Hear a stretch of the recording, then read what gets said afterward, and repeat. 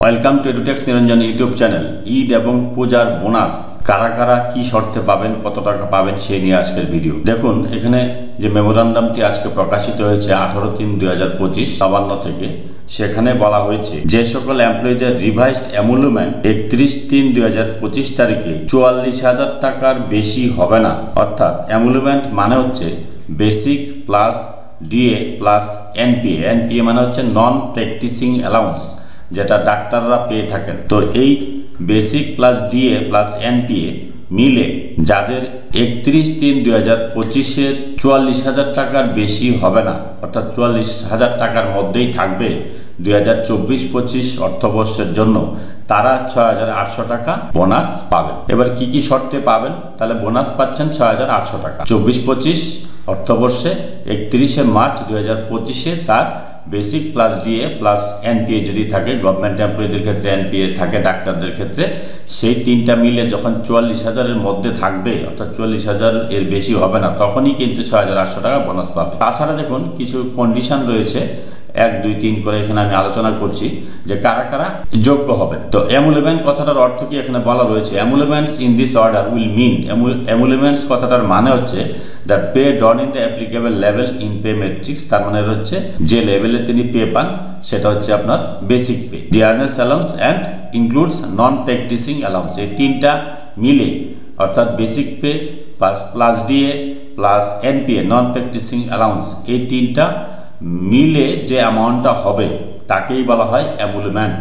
Government এমপ্লয়ীদের ক্ষেত্রে NPA অনেকের থাকে, সেটা যদি আমরা বাদ দিই, শিক্ষক শিক্ষিকারা যারা গভর্নমেন্ট এডেড এবং গভর্নমেন্ট স্পন্সর্ড স্কুলের শিক্ষক শিক্ষিকারা আছেন, তাদের ক্ষেত্রে শুধুমাত্র বেসিক পে এবং ডিএটা মিলে 44,000-এর বেশি যদি না হয়, তাহলেই কিন্তু আপনারা বোনাস পাবেন ঈদ এবং পূজার জন্য, দুর্গাপূজার জন্য। তো এবার দেখুন, এখানে 2 নম্বর কন্ডিশনটাতে কি বলা রয়েছে যে 31/3/2025-এ যাদের 44,000 টাকার বেশি হয়ে যাবে basic plus DA plus NPA, অর্থাৎ নন প্র্যাকটিসিং অ্যালাউন্স, কিন্তু 2024-25 অর্থবর্ষে যে কোনো 6 মাসের এমুলমেন্ট যদি 44,000-এর কম হয়, তাহলে আরও বোনাস পাবেন। তো 31/3/2025-এ 44,000 টাকা ক্রস করেছে কি কারণে? যদি এই কারণে ক্রস করে থাকে, প্রমোশন, তারপরে ইনক্রিমেন্ট, তারপরে ক্যারিয়ার অ্যাডভান্সমেন্ট স্কিম বা ডিএ বৃদ্ধির কারণে যদি 44,000 এর বেশি হয়ে যায় 31/3/2025-এ, কিন্তু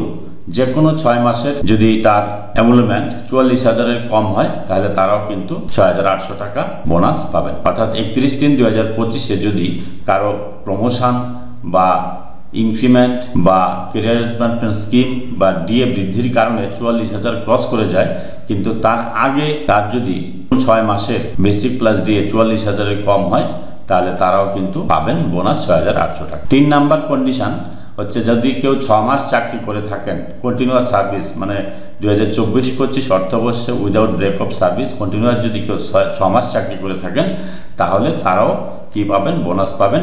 তো সেই ক্ষেত্রে বলা হয়েছে যে 15 দিন বা তার বেশি যদি সার্ভিস করেন, সেটাকে 1 মাস ধরা হবে। তাহলে 6 মাস চাকরি করলে তার হিসাবটা কিভাবে হবে? সেটাকে বলা হচ্ছে প্রো রেটা পেমেন্ট।